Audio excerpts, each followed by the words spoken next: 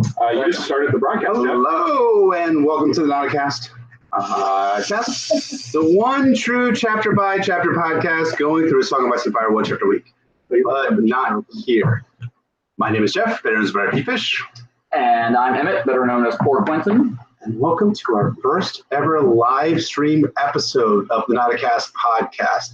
And in honor of doing this live cast of our reactions to the George R. R. Martin event, I'm wearing my Stannis Baratheon shirt right here with no cut-off sleeves, like a goddamn hero. And here is Emmett. I'm wearing Eliana. It's Eliana shirt. Beautiful and willful and dead before her time.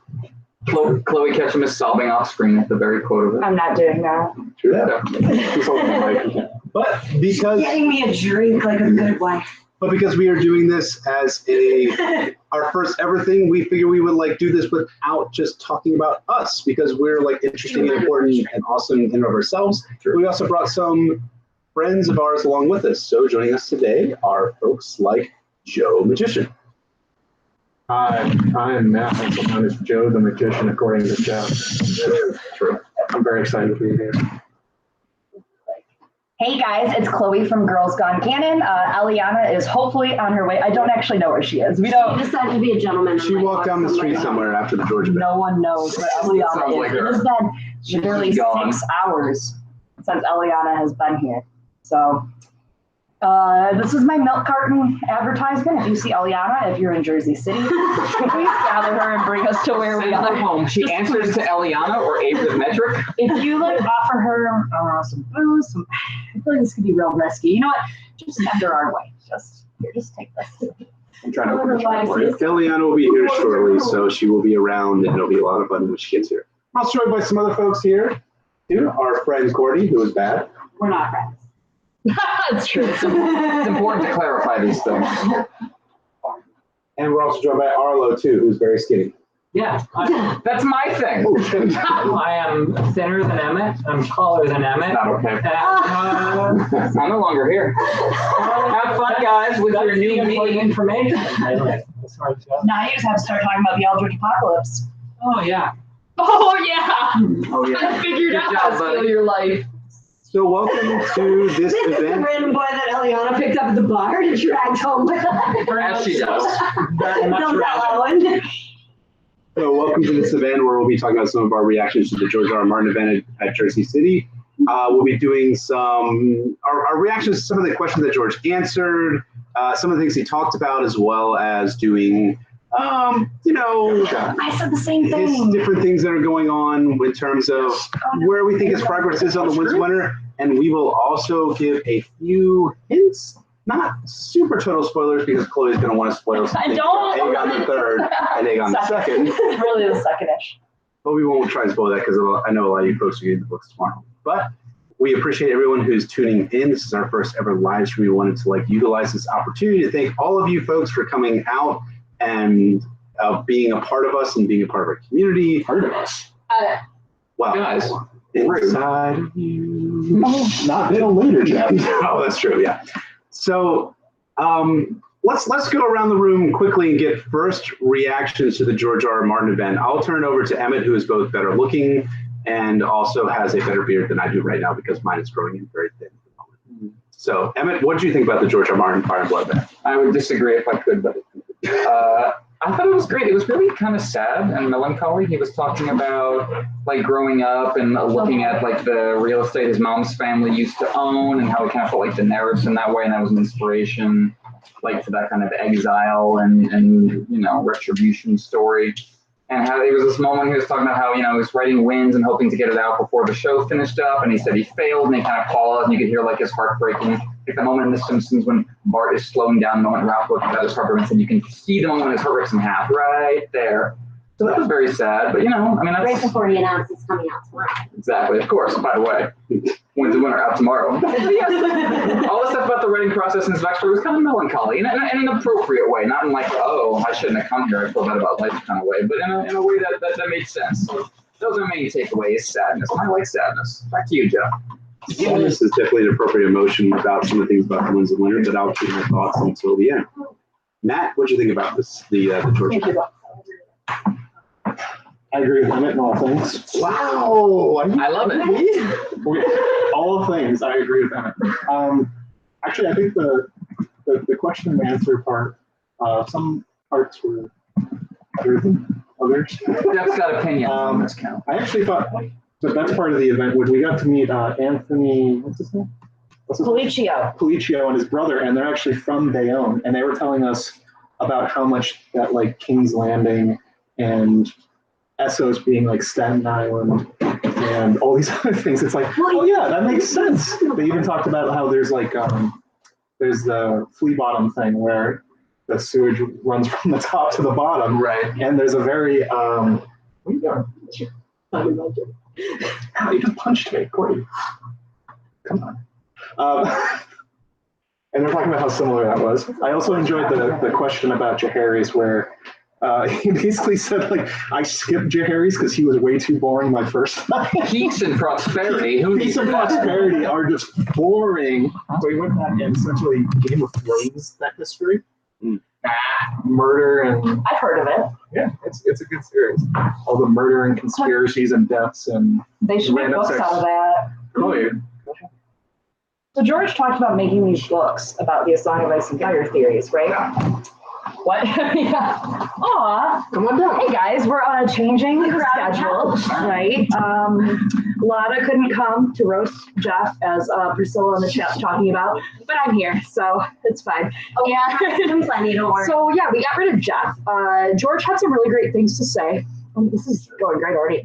I don't know, George had some really awesome things about his childhood, as they were just saying, and he had this kind of this euphemism and story about how growing up, they were living in, how do you say it? I don't want to fuck it up. Bayonne, Jersey. Very exotic, I know. Say it like it's New Orleans, right? Bayonne. Very exotic, Bayonne, Jersey. And his mom came from this line where her family had owned this dock, the Brady dock. Her family name was Brady. And they also owned this house off of Lord Avenue. So growing up, George talked about how he, like, in his head, that's where Fire and Blood started. His mom lost his actual, his family before his mom, like way before, lost all of the Brady stuff, lost the dock, lost the house on Lord Avenue. I theorize it's the door, the red door. It's right there on Lord Avenue, right? That's my new theory. But so he said that growing up, all I could think was like Fire and Blood, I'm going to get that back, which of course reminded me of Rhaenyra with her son saying, like, Mom, we're going to get your throne back. So it was just a really cute story. It was cool to see George talk about where it came from. I think that might have been my favorite kind of thing. Besides, as Emmett mentioned, he kind of had that really sad moment where he said he felt like he failed us, which we were all like, no, Dad, stop. Oh, there's also that last question. The one about the fandom. Right, and there was a question from this guy, Eric, who, a man after my own heart, just said to George, he said, hey, George, blah, blah, blah, blah, blah, just want you to know, you didn't fail us. You didn't fail us at all. Like you were the best. You were the best, and we don't deserve you, basically. So, yeah. So that was nice. We deserve some good fandom love from George.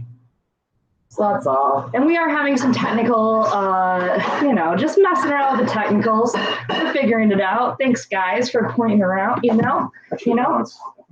Is it correct? Is it just the dildo mic is just not doing it? Is this Well, it's coming through. You can see the little. Is it working now? No, it's not getting louder as we talk though. Look. I didn't sign up for this. So. Oh my God. Are we doing? We're the men of the house.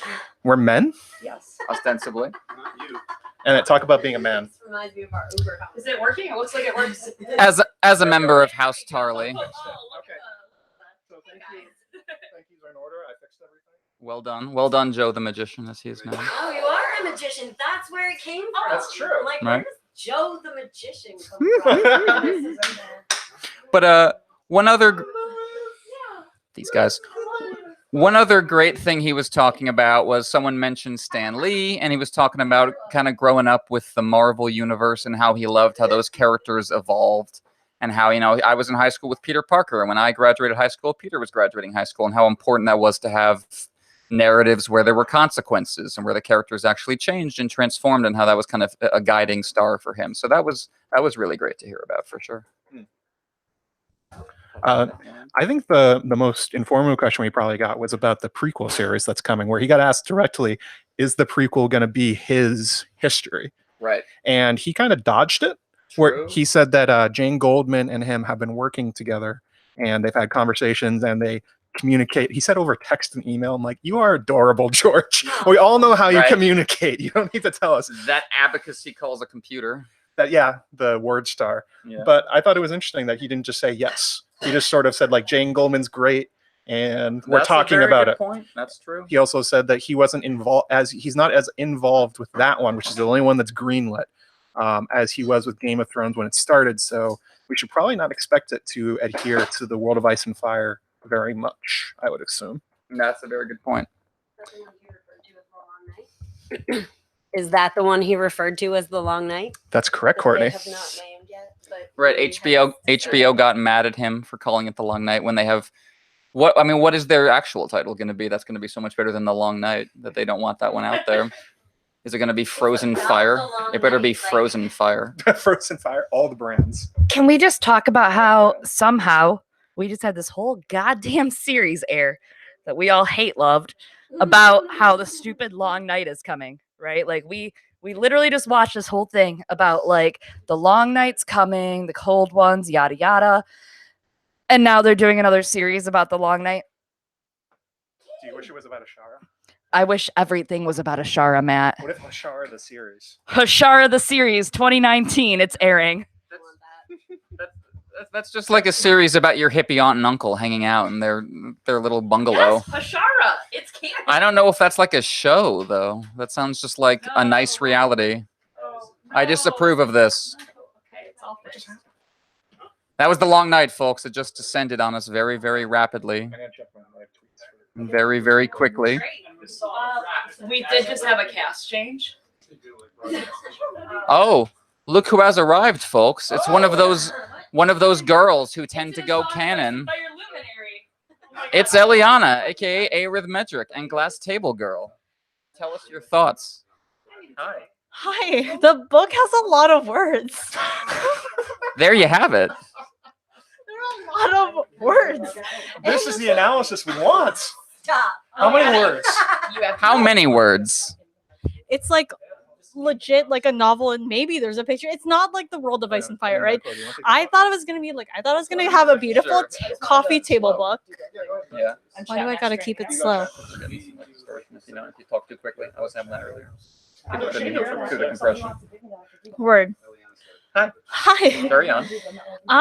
But otherwise, like, apparently there's a lot more information, right, about Jaehaerys, and it's interesting to hear that a lot of it, of course, was created afterwards because George was like, oh, it was too good. It was too peaceful, and therefore we had to, like, spice things up.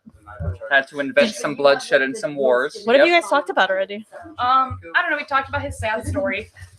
We talked about like George's sad like life story and the Bradys and Fire and Blood, and I loved that. The House with the Red Door, aka Lord Avenue. Exactly. I mean, like I'd heard him talk about that before, and I always thought that it was in many ways the inspiration for Daenerys. Hello, guys. I'm in the middle of this relationship. I'm part of this. I'm the third. And I'd always thought that it was very much an inspiration for Daenerys, and it was great to hear George like say it explicitly, and also now you can like track his entire genealogy because he gave us like the exact names of his great grandfather. Oh no! His grandfather and his mother. What's gonna happen? Hey, buddy. Oh, what up? Look, you guys, we got some fire behind us. You got some smoke.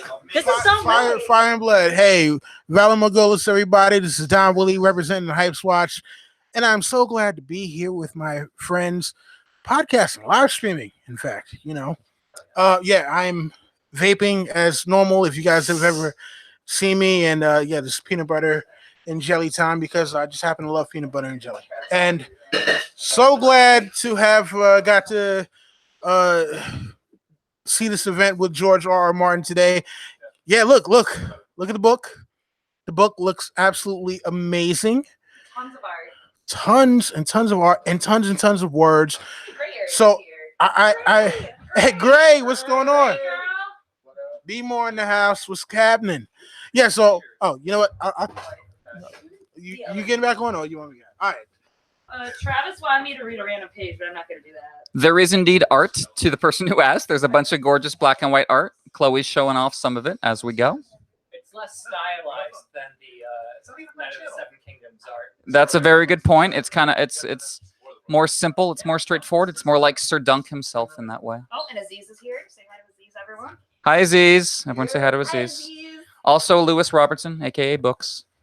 Don't dox him, God. He said it. Not everyone wants to know he's a pile of books. He said it on the thing. All right. All right. Papa Jeff's coming in, guys. He's getting the belt ready. Well, Aziz just showed up to your stream, so no one cares. Oh, good. Yeah, we know he's good. So one of the things that was interesting about what George was saying is that what George said, and I remember this specifically, is that he said he wrote 100,000 words for Jaehaerys the First. So we're talking about like more words than the Cautioner's Tale, Book of a Generation, that is that's out there. So we're talking like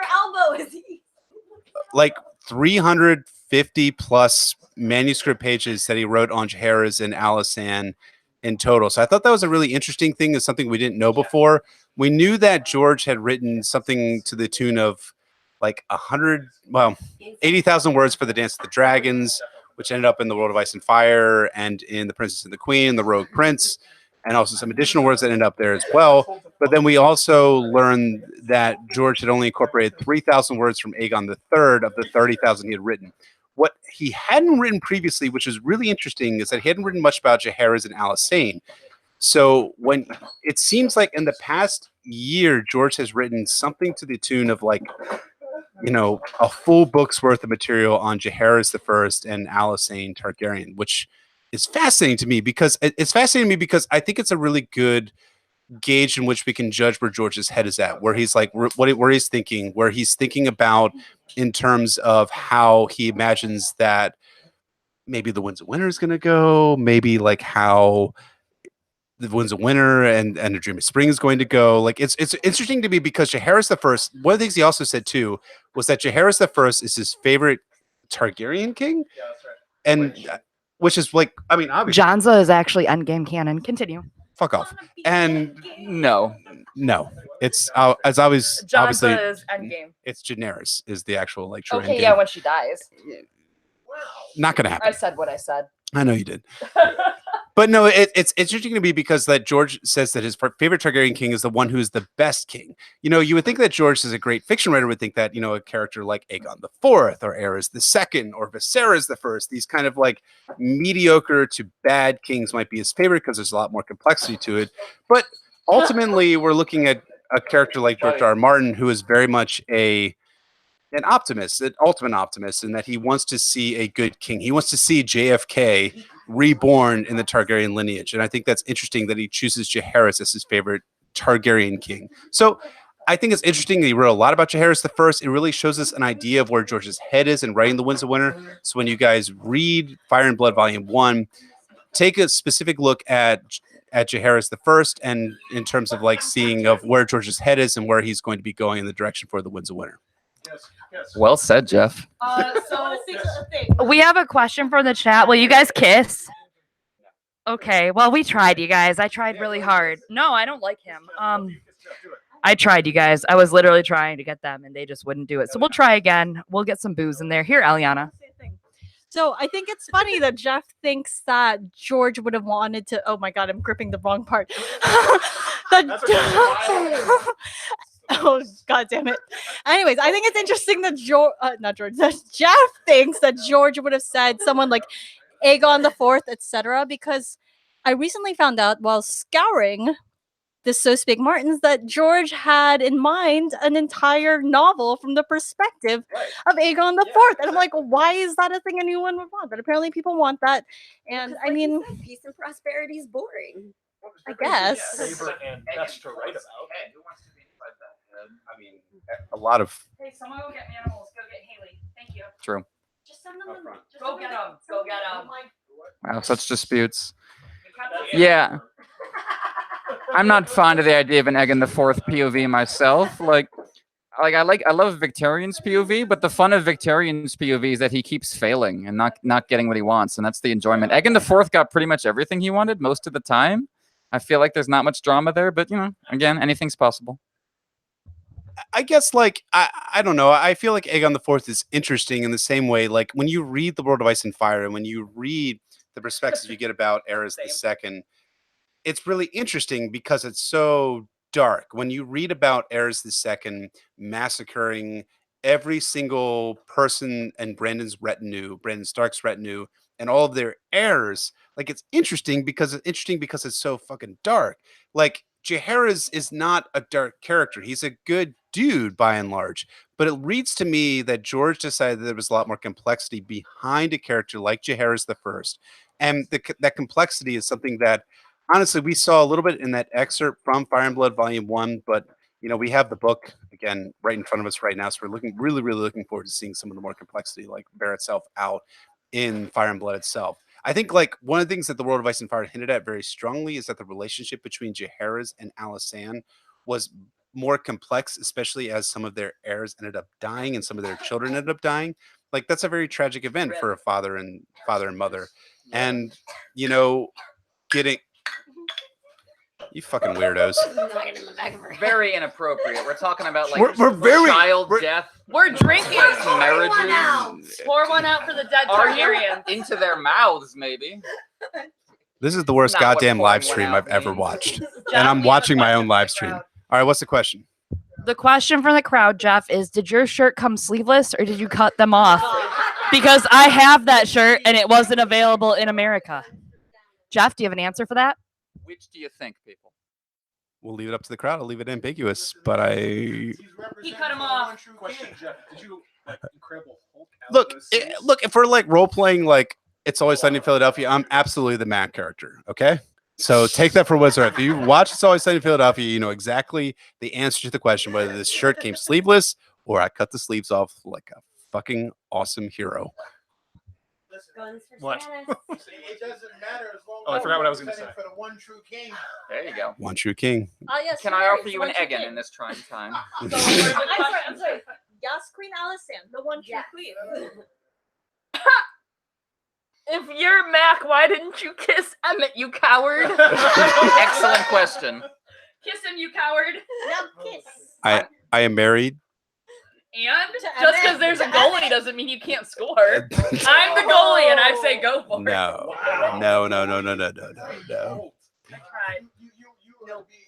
Nope. Should have burned the sleeves off, says Aaron. So true. Well, I did cut them off, and then I also took a lighter and then like burn like the sides off so it'd be nice and smooth, so it can in like threads there when I'm like lifting, when I'm squatting like 45 pounds. 3 reps, right? What do I do with this? You're a content podcaster. You know what you do with that. Whatever you guys talked about. Sorry. Okay. Hey, did you come So I think there was something that I was disappointed to learn, right? Because we were talking.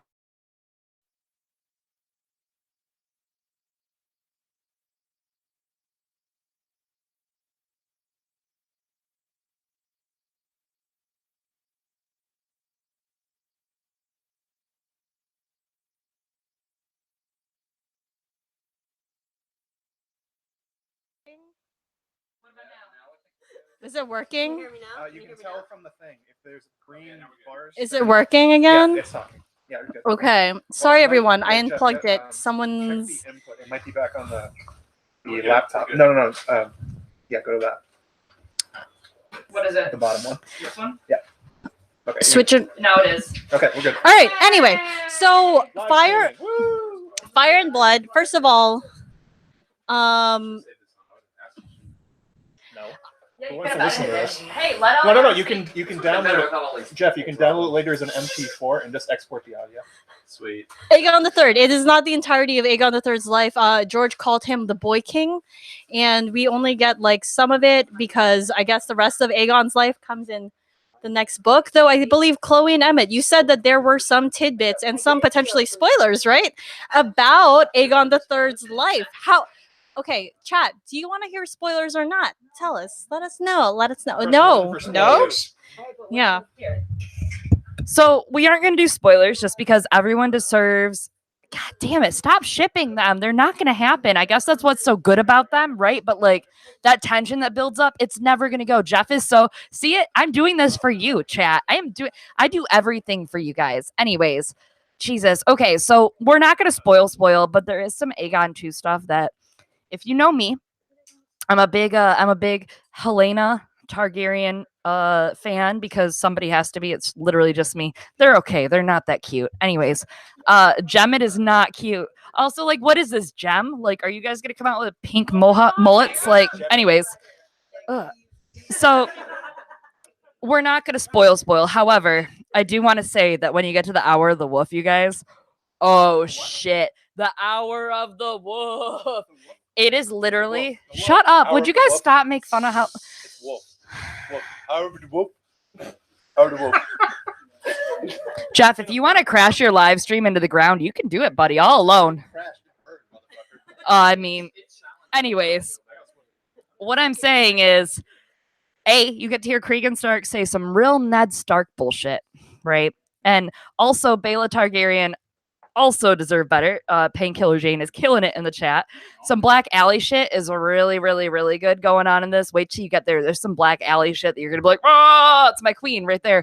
But you get some really good spoilers. And what led to me feeling this way from this Cregan Stark chapter is Rhaegar Targaryen was murdered, ladies and gentlemen. She was murdered, is what I've come from this book. It was not a suicide like her mom. It was a murder by Larys the Clubfoot. And that's my theory, 700%. I'm sticking to it. Thank you. Have a nice night. The live stream is now over. That's it. That was the real content. It's good we end with like a wrong opinion. You were sitting in the audience reading. I was reading. While the rest of us were hanging out with our friends. Whoa. Careful there, baby. You got the cord. Yeah, I got it. Sure do. Yeah, Cregan Stark especially had some really great dialogue in the Hour of the Wolf section, and during the Regency that followed, there's just some really beautiful, chilling lines from him. And he had, ambitions that I wasn't really thinking about. And yeah, I'm looking forward to hearing when everyone reads that section their thoughts. I flipped right to it when I got that book and was sitting in the auditorium. So we're going to be talking about that for quite a while. It was. I'll give you 1 second. It was kind of funny is that John Hodgeman, who many of you guys know from Saturday Night Live and other venues, he writes for the New Yorker, and I think he has a podcast too. He opened he was a very good host. He opened the actual talk in saying, George, I have a question for you. I figured we should get out of the way. And people were like, oh, what's the question going to be? Is George going to announce the winner?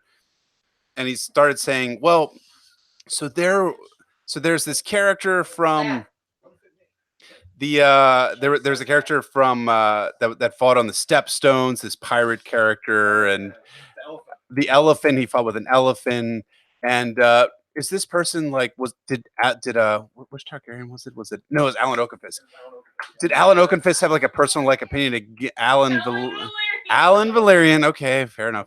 Did he have like a personal opinion against his character and stuff like that? So it reads to me that like George has a lot of material for Aegon III. So for those of you guys who are not completely aware, a lot of the material was left over from the World of Ice and Fire, and that material is Aegon I, the two sons of Aegon I, Maegor and Aenys, if you want to go with him, Ao, and then skipping ahead to Aegon, the Dance of the Dragons, all the Dance of the Dragons material, that is all left over from the World of Ice and Fire.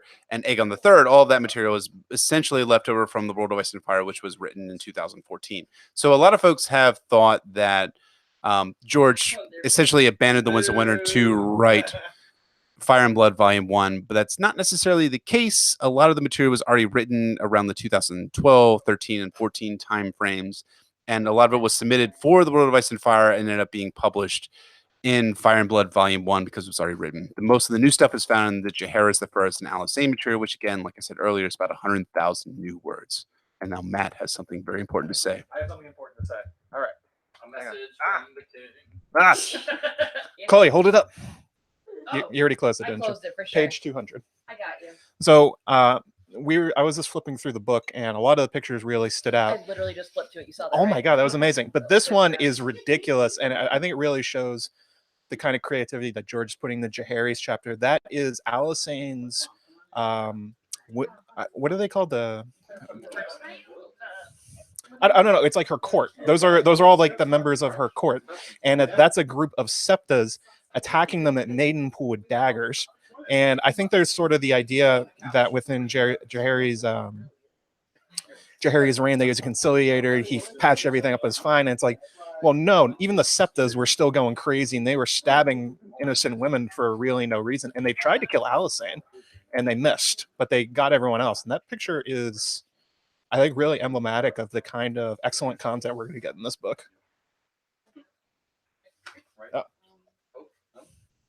Oh, here you go. No good. Keep going. What? I finished my thing. It was the Alysanne's here.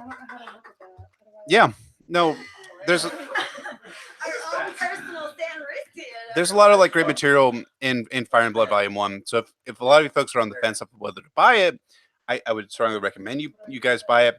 One of the things that George said in this in this interview, as well as in the Entertainment Weekly interview that came out today, is that when you read Fire and Blood Volume 1, you're going to see parallels between that book and The Winds of Winter Volume 1, Volume 1, and The Winds of Winter when it eventually comes out.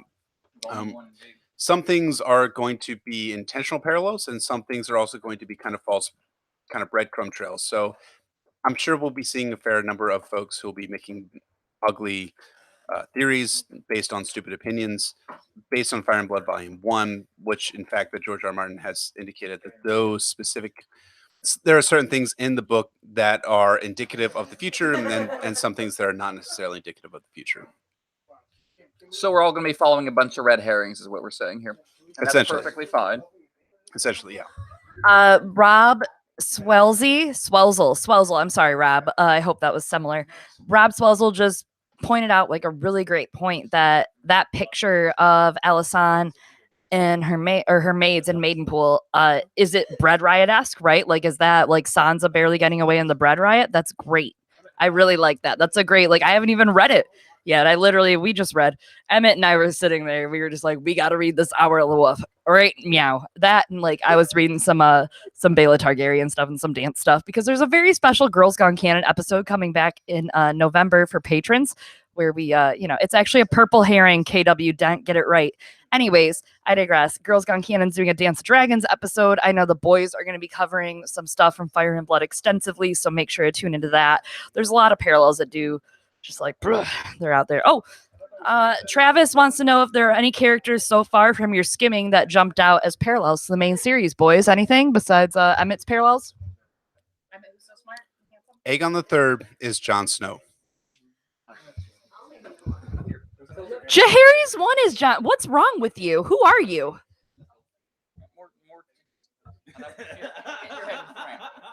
Want Zach to be in frame. Hey everybody. Hey everybody.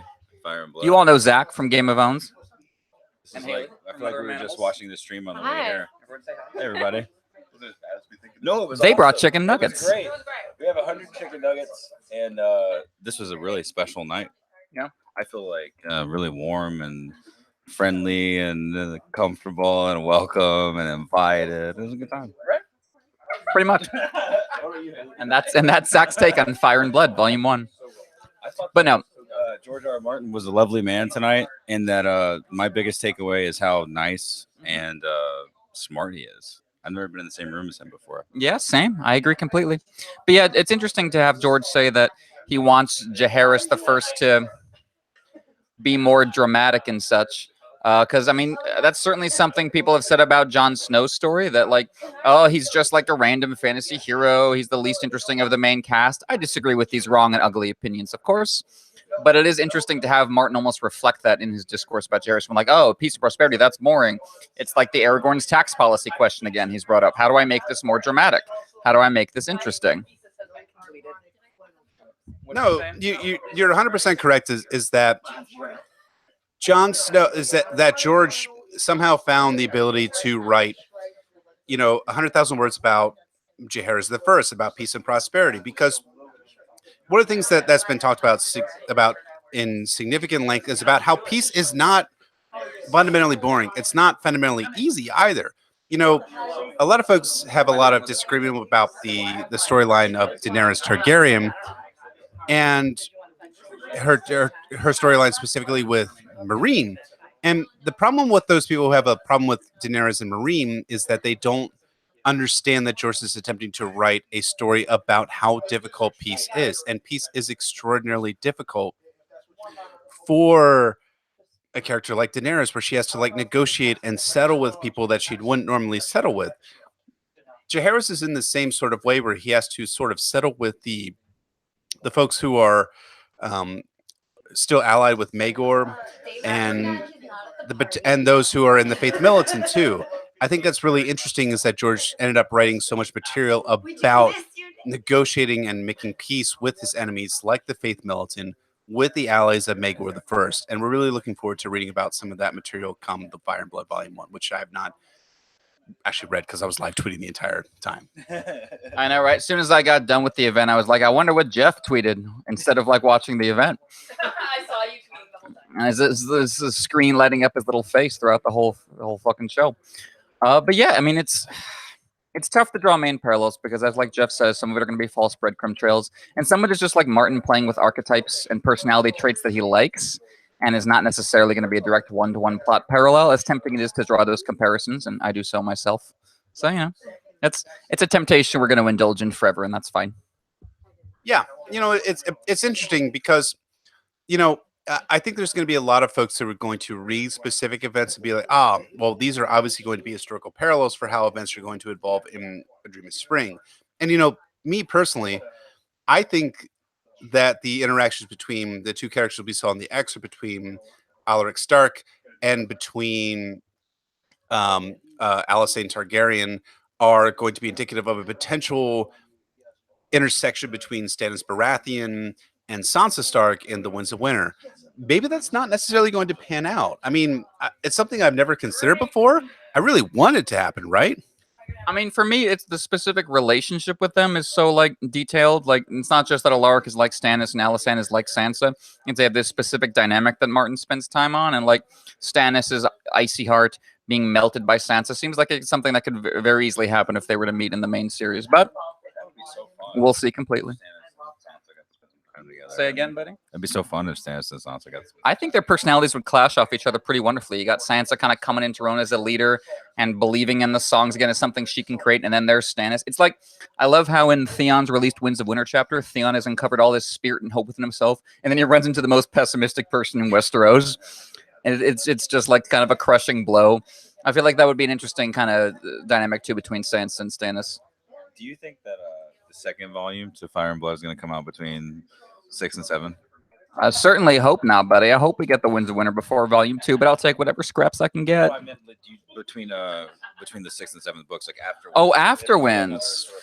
I mean, once we get after Winds of Winter, buddy, then we're just in a completely different realm. I know it's completely different. Who will even know? Is up even down? Will it be dogs living with cats? Mass hysteria. There's got to be a long plan, though, right? So Fire and Blood is going to be between 5 and 6, and then Part 2 is going to reveal more that we learn about stuff from the Winds of Winter that couldn't have been revealed in Fire and Blood Part 2, and it's in Part 2, and it sets up the stuff that we're waiting for between 6 and 7. That's a legitimately interesting question. Yeah, whether Fire and Blood Volume 2 will have tidbits for A Dream of Spring in the same way this might have for Fire and Blood Volume 1. Jeff has something, guys. Yeah, so one of the things that's interesting about Fire and Blood Volume 2 is that George said that it would go through the reign of Robert Baratheon. So we will get some sort of information all the way through the characters of the post-Aegon III Targaryen kings, all the way through past Aerys II. You would imagine that a volume like Fire and Blood Volume 2 would end with Aerys II, but it doesn't. It's actually going to have Fire and Blood Volume 2, which will have Robert Baratheon in it. So interesting, right? I think like one thing that George has said about why he doesn't want to publish Fire and Blood Volume 2 in this moment is that he doesn't want to reveal too many spoilers about the main series. And that's also why, not just the main series, but also about Dunk and Egg. So Dunk and Egg will have a lot of material that will end up in Fire and Blood Volume 2, stuff about the 3rd, 4th, and 5th Blackfire Rebellions, or the 3rd and 4th Blackfire Rebellion specifically, but also material about the backstory to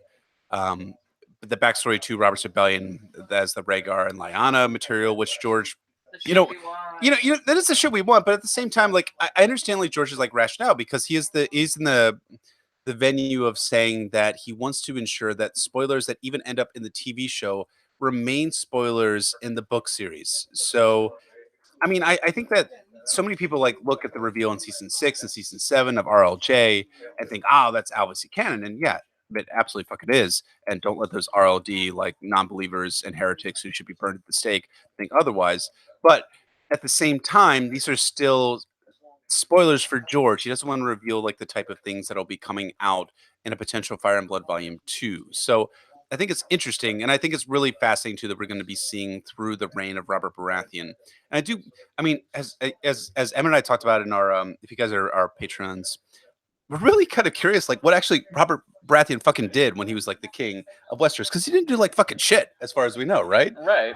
I mean, that's partially like the point, obviously, of Robert is that it was a false spring and that it didn't really lead to anything. But yeah, some more details on his, especially his early kingship when he still had the fire in him, would be nice when the truce deal was still going. But yeah, we're obviously going to get, we'll get wink, wink, nudge, nudge, R plus L equals J hints enough that it'll make the, the true believers happy, but it won't actually count as a spoiler. We've already gotten a ton of stuff like that in the World Book. I bet we'll see something similar in Fire and Blood. It is chicken nuggets, so. Thanks, guys. Worst live stream ever. You guys ate a big old chicken nugget, so that was good. Corey Hoisington just said some really cool stuff about Fat Walda. If you go on the Our Song of Ice and Fire subreddit, you'll read some of the stuff she does. And she talked about sigils and how in the Middle Ages, they only had descriptions of sigils to go off of, so the symbols were not always the same. They were just like the basic design. So she was saying that, or Corey was saying that in regards to someone said, what about that Targaryen sigil, R.J. Morrison said, that we saw on the cover of Fire and Blood? Is that the more book accurate one? Which is, of course, if I can get my other hand out, this one? Yeah. Yeah. So Fat Walda's response, like I said, in the Middle Ages, they just had descriptions of sigils to go off of, right? So that was good enough. That was it. Like, that was like, 3 heads dragon. We did it. Boys?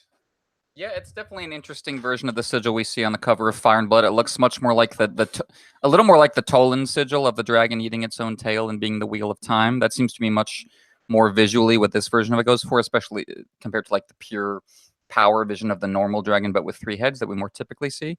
It's easy to read too much into that, but that's definitely what first came to mind when I saw that cover. Oh my. They said Trump equals Jesus. There you go. As a good Catholic. Trump equals Rhaegar equals Jesus. You're just missing one part of that equation there. Oh no. George said it was very silly. Oh, that's one of them. No, I'm right. Okay, so it's not super political. Hopefully I didn't fuck up this microphone again. But so George was talking about some of the things some of the fun things, right, that he wanted to be able to do on the show. He and John Hodgeman have a running. What? I thought it was Hodgeman. Hodgeman. No, Like a I'm goddamn just. pig. Excuse you. Hodgeman. Okay. John Hodgeman and George have a running competition in which they both try to see who can die the most times on screen. And George was talking about how he was super excited to be able to play a cameo in Game of Thrones, but it was scrapped because it was in the pilot and didn't work out. And he had really actually wanted to be. Wow, that's me. And he was talking about how he wanted to be ahead on a spike during the scene in which Joffrey shows Sansa Ned's head. And apparently back then, Game of Thrones had a much smaller budget, which is so hard to imagine nowadays.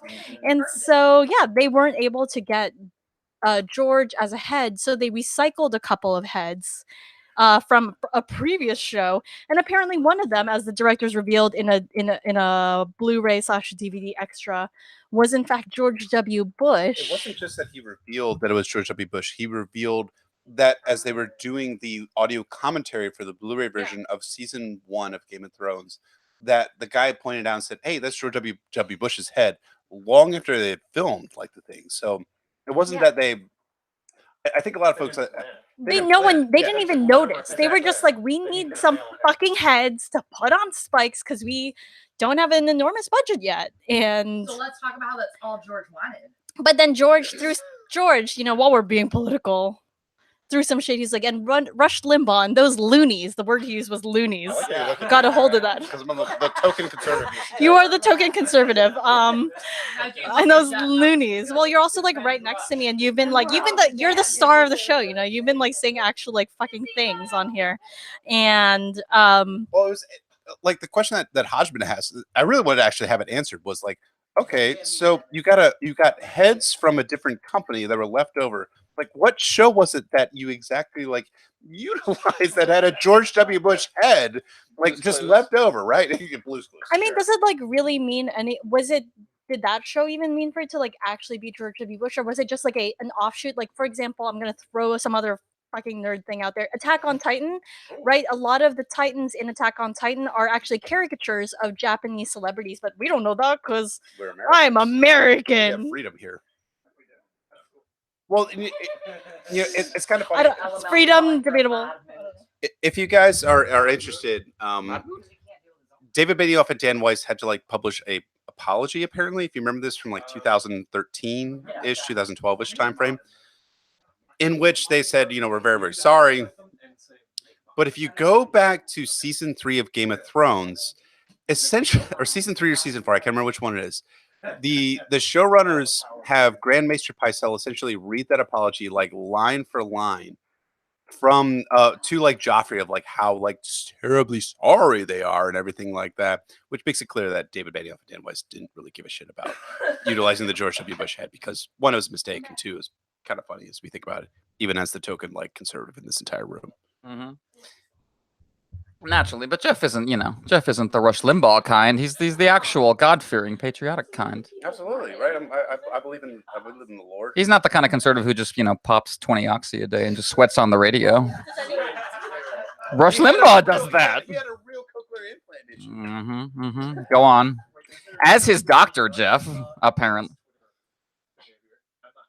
You all thought Jeff was secretly George R.R. Martin. He's secretly Rush Limbaugh. I also like how Rush Limbaugh is George R.R. Martin's go-to for like angry conservative. Like, dude, George, it's not the mid-90s. Tucker Carlson exists now. There are like more up-to-date angry conservative references, George. Jeez. Tell them, Jeff. No, I mean, George has talked significantly about how again, we're still saying political, and I apologize for this, but I'm like a conservative, but I'm not necessarily a modern conservative in the way that things are said. He's a classical liberal. I'm a classical liberal more than anything else. But there's always been a huge debate about like who is Donald Trump in A Song of Ice and Fire, right? And people have said it's Euron, it's all these different characters, but George came out very recently and said that it's actually Joffrey more than anything else. Joffrey is Donald Trump. Although, of course, as we know, and these books were written long before Donald Trump became president of the United States. Joffrey dies in 2000, before the glorious reign of George W. Bush. Well put. However, did George R.R. Martin predict that?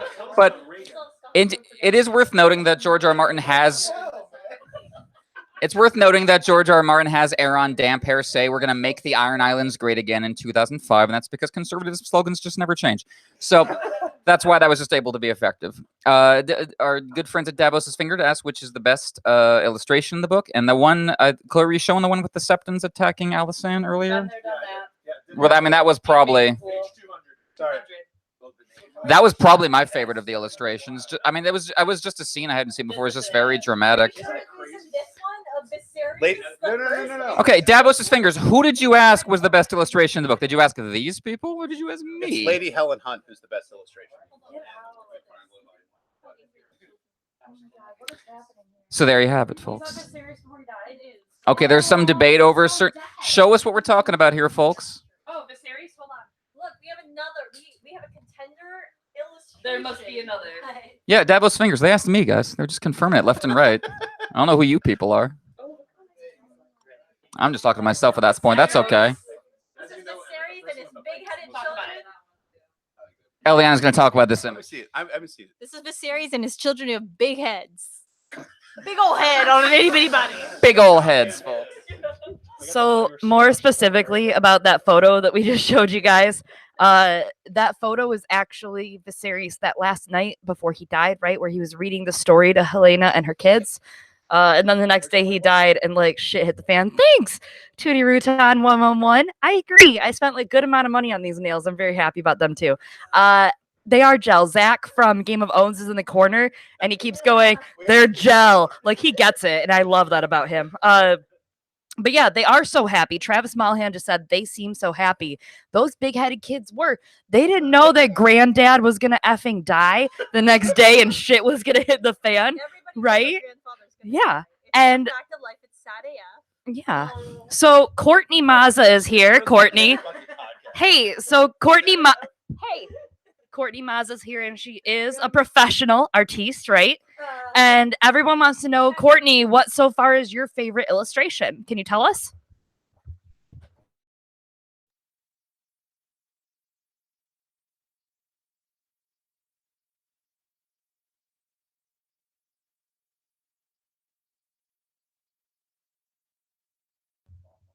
Yeah, technically. Hold on.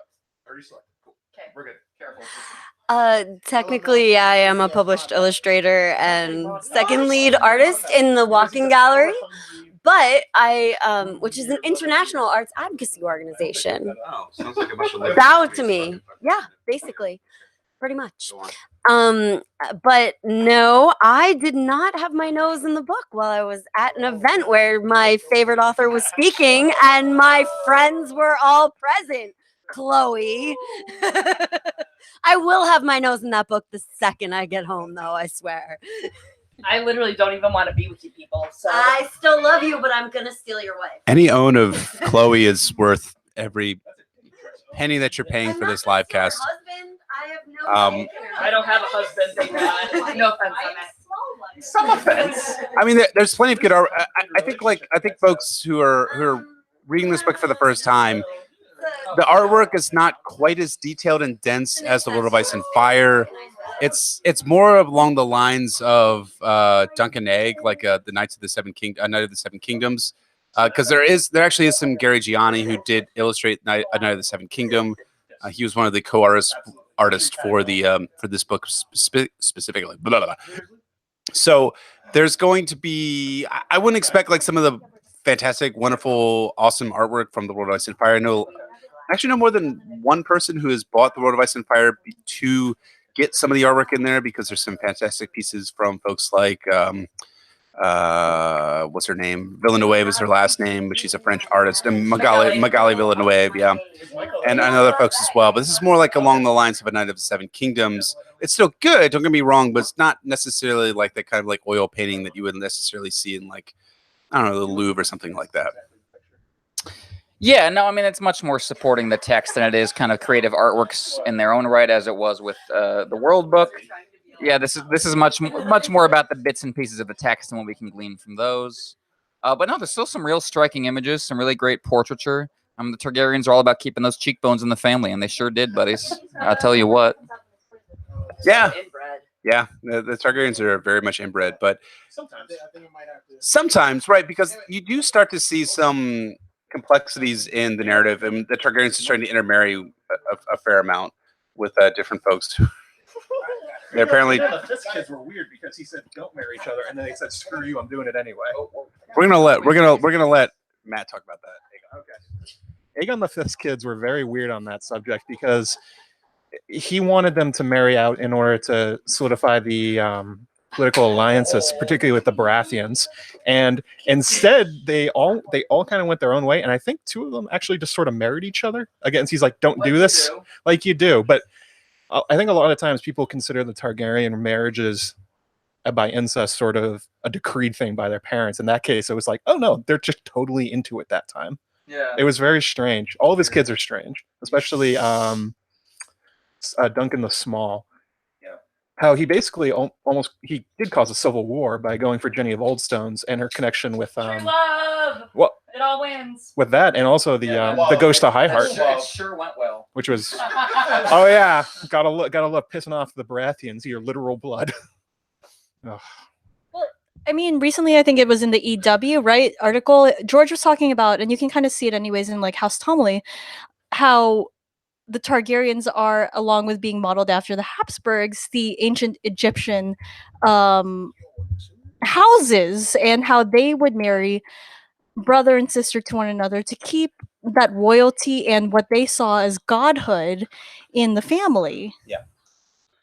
No, I think there's an old kind of Valyrian Targaryen type thing going on where you want to like kind of keep the bloodline pure, but you know, as the dragons start to die out, there's a stronger feeling that instead of having the Targaryen bloodline stay pure, that there's more of an idea of kind of keeping the Targaryen hold on the realm kind of secure. And that's kind of a traditional way of Westeros, the traditional way that Westeros and also medieval Europe for that matter have ended up, you know, securing their longevity is by intermarrying between different, sometimes rivals, sometimes allied, sometimes subordinate, sometimes superior lords and knightly classes. And I think it's important that George is kind of indulging that as the Targaryens move beyond their dragons, which again is something we don't see in this book. Because again, this book ends with Aegon III, who is going to be the end up being known as the Sabraikid, the Dragonbane, the person who ends up killing or having the last of the dragons die under his watch. Yeah, I mean, it's always a question. Eliana's talked about this really well at length before about the bloodlines and dragon-related magic. Is that something that Martin's playing completely straight and that you have to have that particular king's blood and Valyrian blood? Or is he gonna pull a twist and reveal that's not the main deal and the Valyrians were wrong for pursuing that practice? I mean, you know, you kind of inherently lean towards the latter, just thematically, but most of the evidence in the series so far points to the former, with little exceptions like Nettles. So as we read Fire and Blood Volume 1 more closely, I think that's something I'm going to be watching for very specifically is how is Martin getting across this information about the importance of bloodlines? Is he taking it seriously as something significant? Or is he framing it as something that the characters believe in but that we're not supposed to? I'm going to be very curious about that. Yeah, right. Like I think I was listening to I can't remember who I was listening to recently about it, but there's a question whether like the bloodlines of the Targaryens are essential to riding a dragon, which, you know, as Emmett and I disagree with him being wrong and me being right about Tyrion being a Targaryen. There's this idea that Tyrion being a Targaryen is, you know, it's essential for him actually riding a dragon come the Dream of Spring, most likely, perhaps the Winds of Winter. But if I'm wrong, which of course I'm not, you know, there's the possibility that you have the Nettles example where if Nettles is not actually a dragon seed from the Dance of the Dragons, that if she's actually just legitimately just a villager who learned how to tame a dragon through giving that dragon sheep meat. Or the dragon horn. Or the dragon horn, for that fucking matter, in Marine with Victarion and the Battle of Fire. But you know, there's a great like debate about that, and I think there's actually kind of a little bit of a troubling aspect to it, to my perspective, if I'm being honest, in that so much of fantasy, and I'm not an expert by any stretch, but so much of fantasy has related to this. You have this special bloodline, you have the special genetics that allow you to ride a dragon, to wield, you know, Arthur's sword because you are the King of England.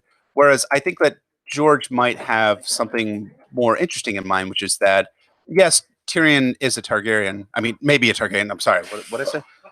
But the fact that he's a Targaryen doesn't necessarily mean that he is going to necessarily be a dragon rider the same way that Viserys, Daenerys' brother, was far from a dragon rider. Well, I think it's a difficult combination of Martin wanting, and he's talked about this before, about what you love about fantasy is the gold and the silver and the lapis lazuli and all the things that go with, you know, being wealthy and being a monarch and having the ability to buy gold and silver and lapis lazuli, while at the same time his personal politics lean towards wanting to deconstruct that or move away from that. Yeah. And I think one of the main ways you see that contradiction playing out is with stuff like the Dragon Riders and what it takes to be a dragon rider. Obviously, there are multiple ways of getting on board a dragon.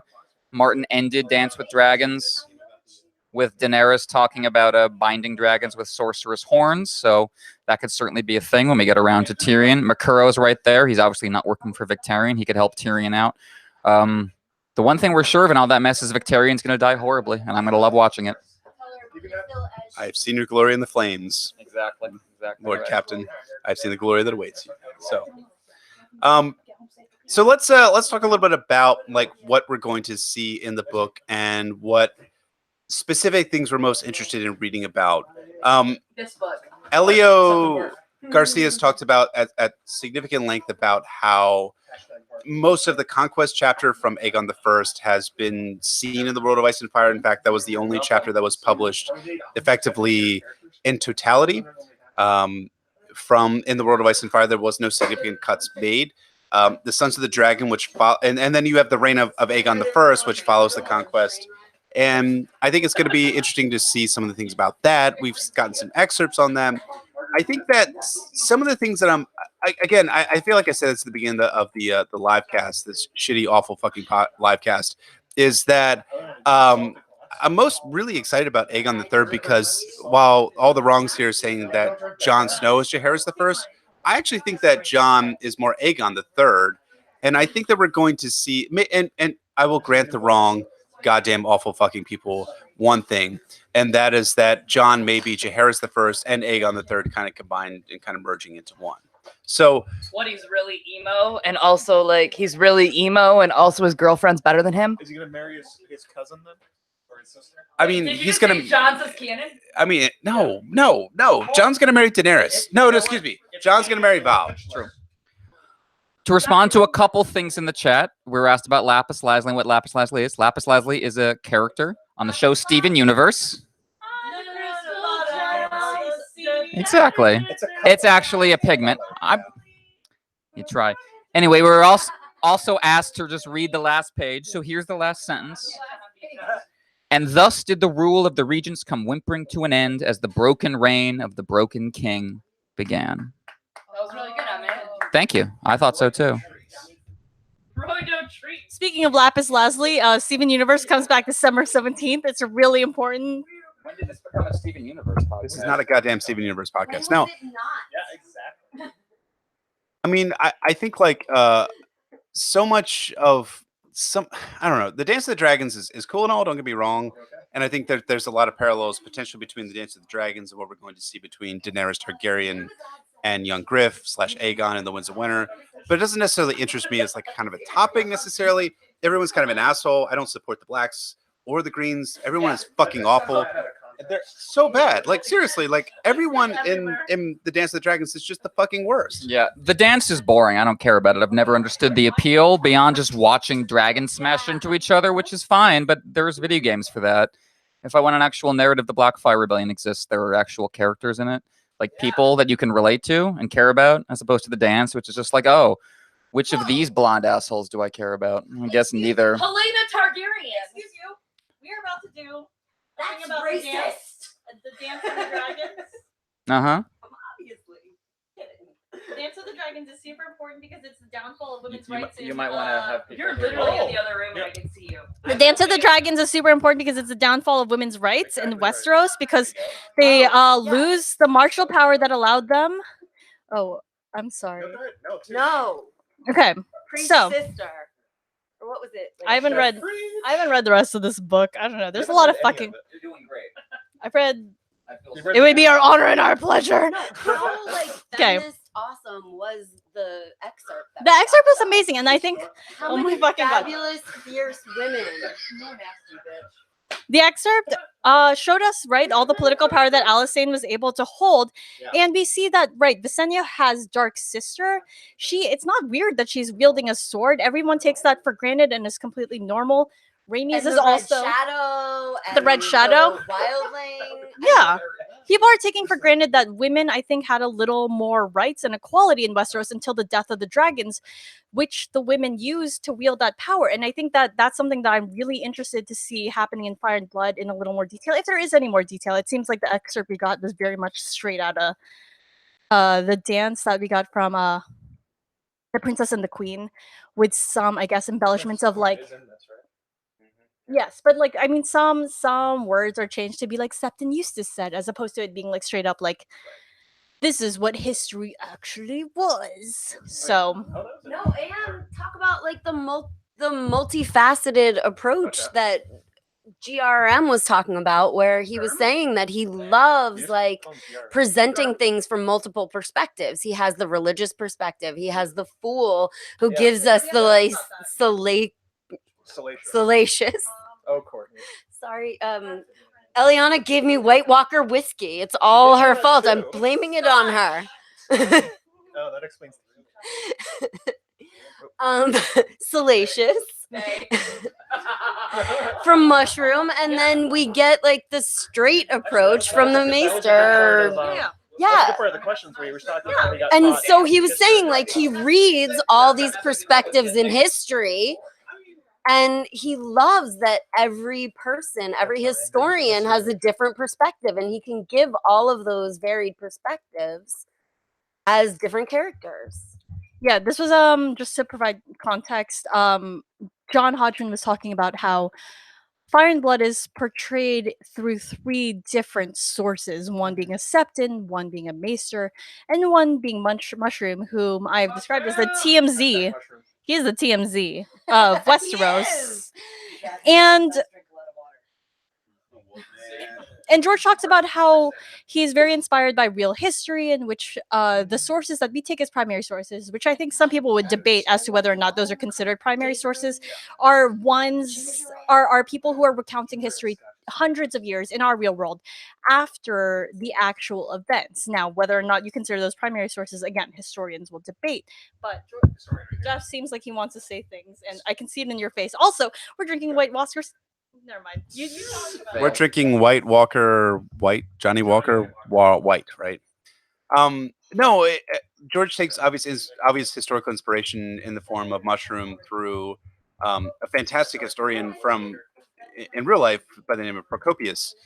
Procopius was he was actually a legitimate court historian and a nobleman in the Byzantine history era, and he actually wrote official histories on behalf of the Emperor Justinian in the Byzantine Empire in the sixth century.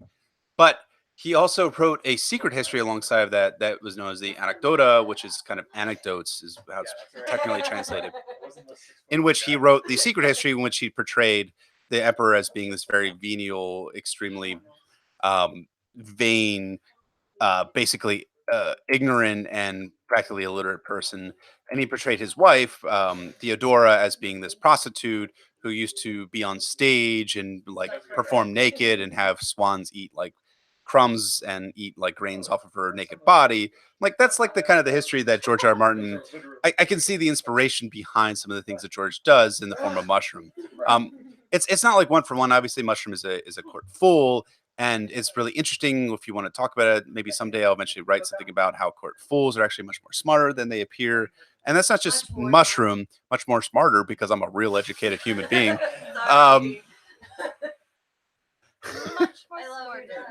No, you don't. But you know, like court jesters and court fools like Mushroom, like some of the fools in the current setting, are much more intuitive and much more smart. And you know, who's the fuck off? And who is like the current like fool that's in the court of Joffrey and Tommen? Is it Moonboy? Who? Moonboy, who is seen as like a complete fool, but I don't know who it is. Is it Olenna Tyrell who talks about Moonboy being an agent of Varys? So he's much more Dantos does it in a Sansa chapter, your favorite. This is why I came up with Yeah. If only Jeff listened to our podcast. The best example for me of that is actually Patchface. Like if you look at Team Dragonstone, you have Melisandre. People. You look at Team Dragonstone, you have Melisandre talking all about prophecy and what she's seen in the flames, but Patchface actually has these much more accurate visions right under her and Stannis' noses, but they don't take it seriously and they can't understand because he's in the full role, which I think is really representative and interesting. I mean, the classic inspiration for what Martin's doing there isn't actual history, it's Shakespeare. More than anything else, King Lear, with the idea of the fool being the smartest person in the court, which has its historical adjacents. But honestly, tonight, as always, whenever Martin talks about being inspired by real history, I'm like, are you though? Are you inspired by history or are you inspired by popular versions of history? And he kind of did cop to that when he was talking about how, yeah, there's the reputable historians, but the disreputable historians are much more fun. And I was like, yeah, that's what your actual history is like, dude. That's what you're actually focusing, which for me is the problem with the dance. I understand that it's interesting with the perspectives, but I don't care about the actual events happening at all. Like between those, I care about what's happening in the Blackfire Rebellion. I think it's interesting, but with the dance, I'm like, I don't care which one of you wins. Exactly. Emmett, I care about the Blackfire Rebellion. Chloe, does he care about anything? No, I mean, like, George cares about the Blackfire Rebellion. Yes, he cares about who wins the Dance of the Dragons. I think it's interesting, like, in terms of like kind of like a Renly versus Stannis perspective of, you know, who was actually like the king and queen, right? How dare I bring this up? Because like the Dance of the Dragons could be simply just assholes just killing each other, and I think that's very much what's going on ultimately in the Dance of the Dragons. But at the same time, there's also like a legal basis for why people are actually like fighting over the crown, right? Because, you know, as JoeTheMagician and I were talking about on Reddit, there he is over there. One of the things that animates the Dance of the Dragons is who is actually the heir. Does the Great Council of 101 make, you know, does it make Aegon II the heir, or does Viserys the First Word of naming Rhaenyra make her actually the Queen of Westeros? And I think like that's actually genuinely interesting about like the basis of like who. I think it is. I think it is because they're all dicks. Like, I mean, they're all fucking dicks. Don't get me wrong, but is it that interesting though, Jeff? Is it? I have a thing. Yeah. Wait, no, you go first. Okay. So the discussion we were talking about is I was lamenting that there was going to be 54 pages basically on this succession. I was like, I don't want more Targaryen, Westeros, like primogeniture case law, basically. And I was like, it doesn't usually end up mattering. Like we see in many of the I think there's been 2 great councils or 3. It never comes down to who should have it. It always comes down to politics. And that's usually, and even with people like Aegon the Conqueror, like he had no right to what he was doing. He just took it. And that seems to be most of the way it's decided. I think like my perspective is that like the Dance of Dragons ultimately comes down to who is the bigger asshole and who can like do the most like more horrific thing. But at the same time, like it could just simply be like 2 cavemen in a cave like knocking the shit out of each other. But at the same time, I really wanted to have like something beyond that, right? And I don't know that's necessarily something beyond that in like the actual like action in the Dance of the Dragons. Right, exactly. The Dance of the Dragons. Who was right? The blacks or the greens? Who fucking cares? But at the same time, like there's some sort of legal basis, right? Because like I think like if it was Renly and Stannis in Clash of Kings, like at each other's throat, but it's more than that, right? Exactly. Spoiler warning for those of you, we might have a Renly podcast, which someone might appear. This guy here on the far right, but I think it's more than simply like Renly being like, you know, I've got more armies. I've got a larger army. I have the better claim. I can speak more firmly. There has to be some sort of legal basis, or else it just becomes just a bunch of assholes hitting each other with clubs, or dragons in the form of the Dance of the Dragons. Well, that's what makes the Renly Stannis showdown interesting for me, is that they have these really different perspectives and they're forced to deal with each other. With the dance, I don't really feel that same kind of intensity behind the philosophy. It really does just feel like an excuse to fight each other. But I think that's in large part because of how it is written. It does have those detached perspectives, which is what makes it interesting structurally, but for me, less interesting dramatically. Sure.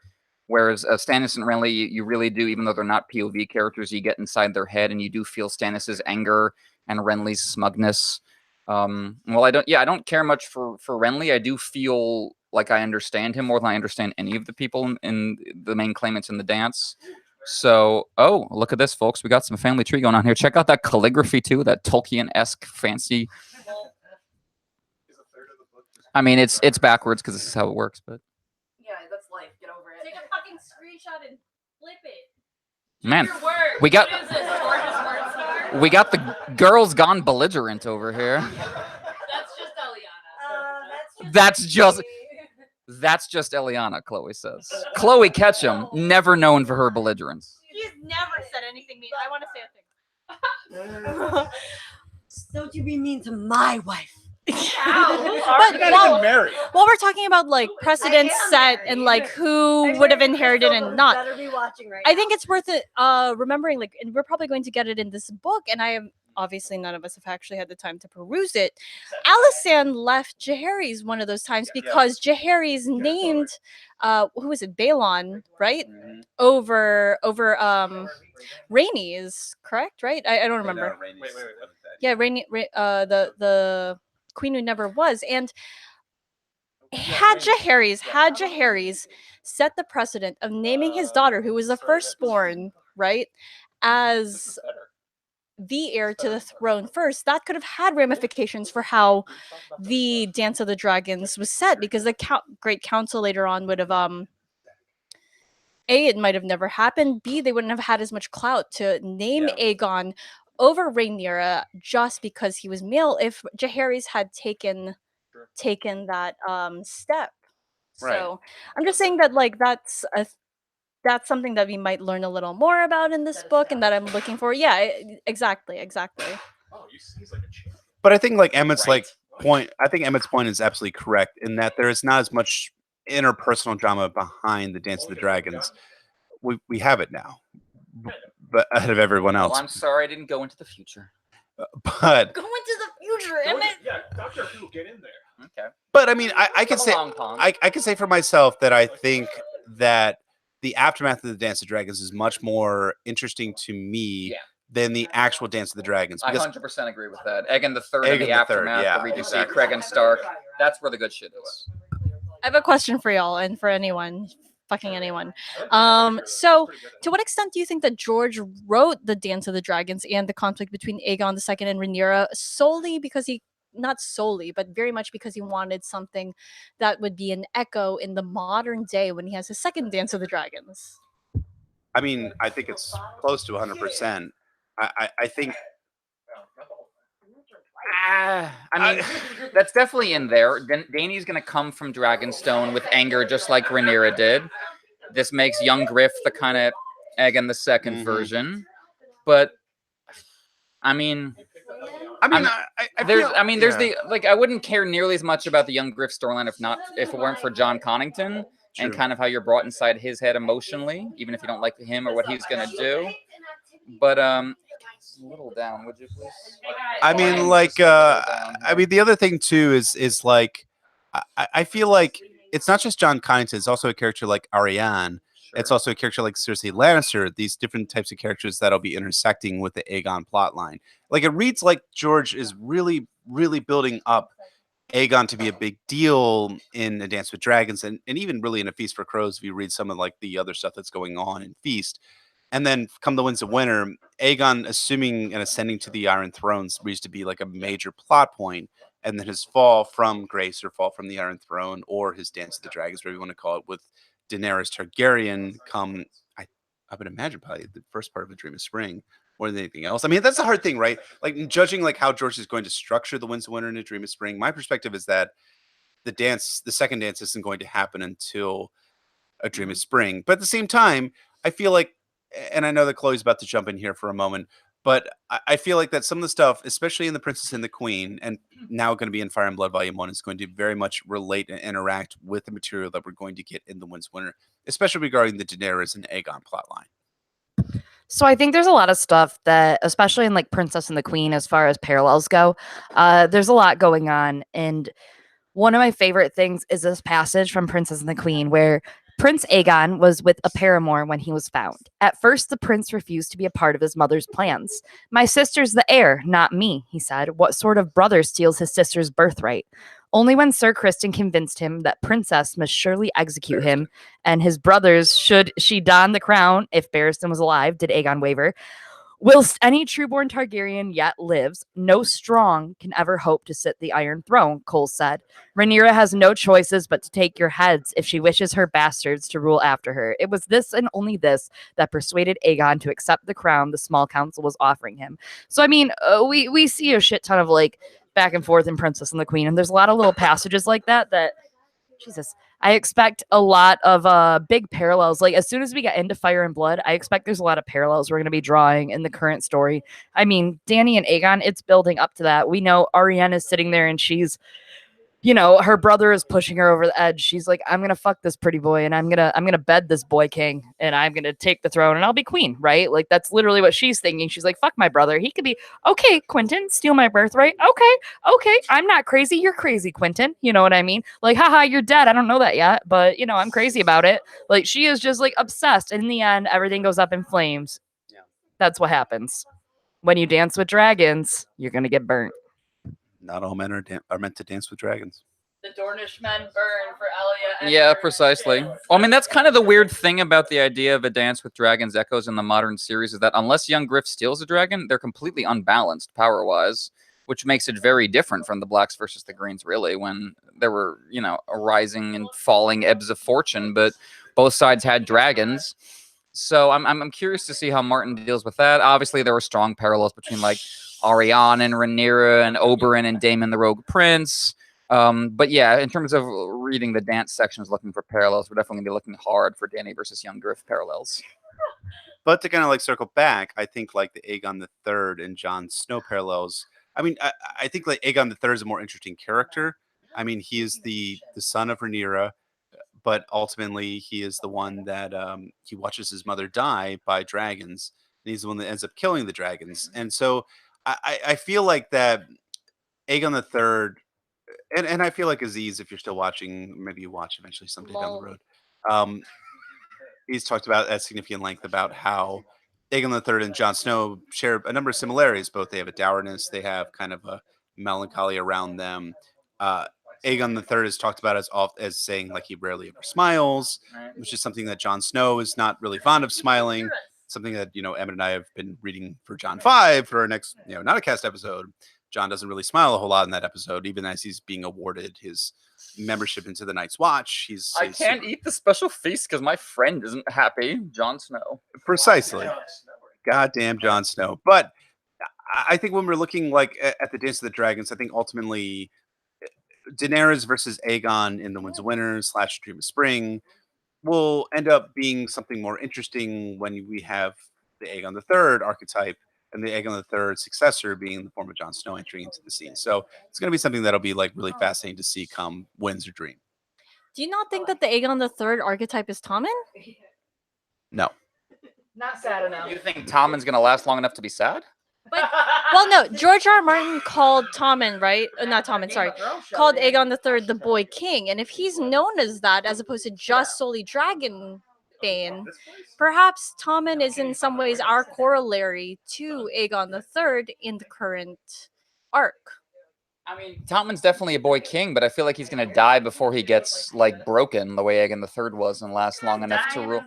I mean, Aegon the Third was a sad boy, but also grew into a sad adult, and I feel like that's more likely for Jon than for Tommen. That's all of us. So. Really, the sad adults.tumblr.com. So as hashtag half moderator, half queen of the chat, I'm now sharing that with Philip Turzig on accident. It was an accident. I did it on purpose. But I did want to talk about, we did have a question from Tootie Rootin 111 asking about could Euron be involved in the second dance? And well, I don't think that's a direct thing. Poor Quentin here, Emmett, has a great little like musing about it on how maybe not directly related, but definitely related with Daenerys. Sure. Well, I definitely think Euron's gonna have quite a time attacking Old Town, which has echoes of the dance, and that the High Towers are there. But I think they're likely to kind of go down in flames versus Euron.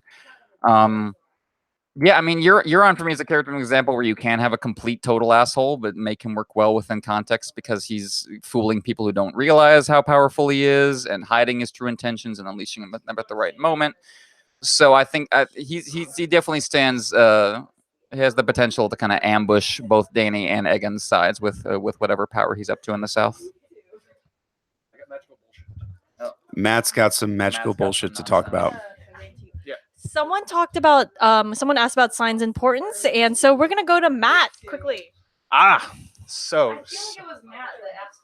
No, somebody else. Somebody else is interested in Sign's importance other than me and magical bullshit. It's important.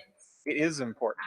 So we've been talking a lot about the basically the politics and the character questions, but a large part of the Targaryen history and that we're probably going to learn about in this book is the role of prophecy in Daenerys the Dreamer, Sign's importance, and at what point did the Targaryens start really dreaming about the dragons returning? Is it right after they died? Were they doing it beforehand? I'm not really sure. I'm kind of excited to find out, especially because we're going to learn a lot about Septon Barth and his. He went to Castle Black at one point, and I mean, everyone knows him about his dragon book, but he wrote about the Children of the Forest, as well as a lot of other magical bullshit, basically. But this is my question for Emmett. Do you think during the reign of Aegon the Dragon's Bane, do you think that's when the Return of the Dragon dreams started? Or do you think they started before that? That's interesting. So, like, whether the dreams of the dragon rebirth happened before there would even need to be a rebirth? Yes. Do you think they were dreaming about it beforehand, or do you think they started immediately after they all died? That's interesting. I mean, it could easily. It's interesting to think about Targaryens earlier in the family having those dreams and having them actually refer to the rebirth of dragons rather than what they think they're about, the original Targaryen conquest of Westeros. That definitely fits how Martin looks at kind of echoes. That's true, echoes and layers of time. That's very interesting to think about. Yeah, especially if you look right after the Dragon's Bane. I wonder if someone else in the family could certainly have had dreams in that regard. Probably. I mean, okay, so Daeron the Drunken Dreamer is born. Right, but I'm trying to get a timeline going in my head. Daeron the Drunken Dreamer is born when? Certainly with Targaryen madness, he was got to link up the dragon dreams. So Baelor would be the next generation. So maybe that happened right away. But you think it might have happened before? Expand further. Well, this kind of goes into the question I asked GRRM that didn't get answered, unfortunately. When I wanted to know who was the last Targaryen to have a copy of Signs and Portents, because we know that those dreams from Daenerys the Dreamer are the ones that allowed the Targaryens to basically dodge the doom. But it's said to be an entire book. That's not one dream. Like, an entire book is not one dream. So what else did she put in there? She may have seen sort of in the future their entire history. Like, how far does it go? Because it's, like I said, it's an entire book. It's not a page. Although Marwan says he found 3 pages. Yeah, that's an interesting question. I mean, this leads to the question of what kind of role Marwyn is supposed to play, which is quite ambiguous. Whether he's supposed to be like the Gandalf and the guy we're supposed to trust and go, oh, finally, Marwyn's here. He's going to explain everything to us. Or is he the guy who taught Qyburn and Miriam Mazdur and supposed to be like, maybe this is the last guy we want around Daenerys. So, I mean, he is. It's one of those questions like we were talking about how straight we're supposed to be taking what we see in the text. Like when Marwyn talks about prophecy biting your prick off, we're supposed to go, yeah, Marwyn's got that exactly right. Or we're supposed to be like, maybe that's too simplistic a take. Maybe he's jumping to conclusions.